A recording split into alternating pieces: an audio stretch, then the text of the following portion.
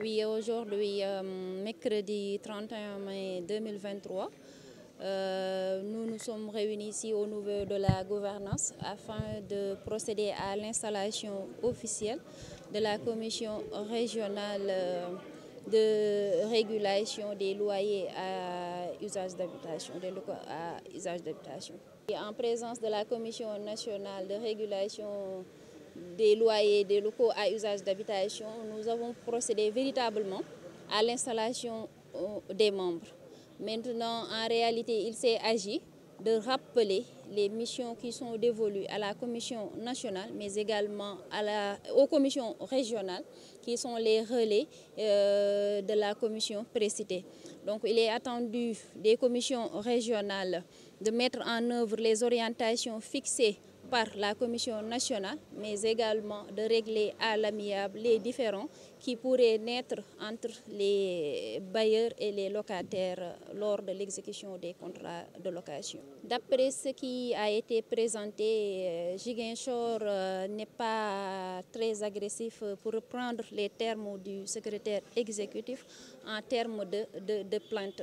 Néanmoins, il en existe et c'est la raison pour laquelle le gouverneur a donné suite à l'instruction consistant à mettre en place ces commissions qui vont prendre en charge toutes les difficultés ou bien les litiges qui naîtront dans le cadre de l'exécution des contrats de location.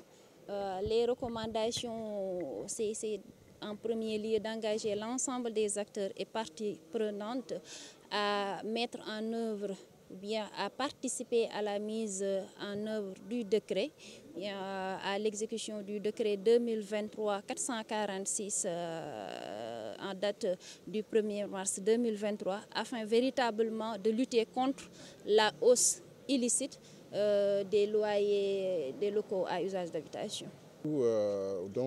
Comme on l'a fait dans les autres régions, notamment à Dakar et à Thiès, à Sédhiou également, nous sommes là pour accompagner le gouverneur dans la mise en place, n'est-ce pas, de la Commission nationale de régulation, de Commission régionale de régulation.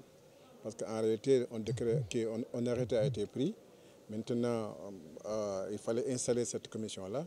Nous sommes là en tant que témoins de cette installation-là, mais on en profite pour communiquer sur notre structure, la commission nationale, mais en même temps aussi partager avec ce public sélectionné, donc le CRD élargi, mais partager également avec les membres de la commission qui vont vraiment devoir s'approprier des textes de la commission pour exercer leur mission. La commission régionale, pour simplifier, elle va d'abord accueillir les usagers qui penseront qu'ils sont dans le droit et que le droit est en train d'être lésé par que ce soit un bailleur ou un locataire. Et la commission va traiter cette requête.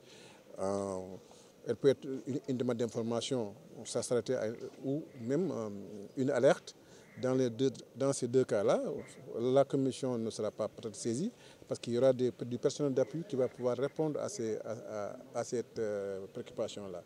Mais quand c'est une plainte au sens où il y a un conflit vraiment ouvert entre un bailleur et un locataire, en ce moment, les mêmes personnels d'appui vont prendre en charge cette requête-là et la soumettre avec toutes les informations nécessaires, la soumettre à la commission qui va apprécier. Et cette commission-là, elle va, à la suite du traitement-là, établir un PV de conciliation ou un PV de non-conciliation. Donc, cette commission-là va travailler de concert avec nous, commission nationale, par une périodicité bien déterminée. Si la commission se réunit tous les mois en cas de besoin, mais il y a des productions de rapports également tous les 3 mois qui coïncident un peu en fonctionnement d'une agence. C'est-à-dire que ce qu'on n'a pas dit aux membres de la commission, il y a des jetons de présence qui vont être déterminés à la réception de chaque rapport, n'est-ce pas, de la commission régionale. Ce qui explique la faiblesse des chiffres, j'ai voulu en parler, mais ce n'était pas le contexte, parce qu'en fait, c'est des niveaux, c'est des préoccupations. Aujourd'hui, il y a beaucoup de gens qui ne savent pas comment... J'ai dit qu'on a 5 opératrices qui sont dédiées à prendre des informations sur la location. Mais ils nous ont informé que chaque ligne peut prendre en même temps 30 appels. Ce qui fait qu'il y a des gens qui doivent attendre, qui devraient attendre. Souvent, ils ne peuvent pas attendre et ça passe. D'autres même disent que, bon, je ne sais même pas comment utiliser ce numéro-là. Ou même d'autres même ne savent pas qu'un numéro vert, c'est gratuit. Donc, on peut dire c'est le niveau qui atteste ça.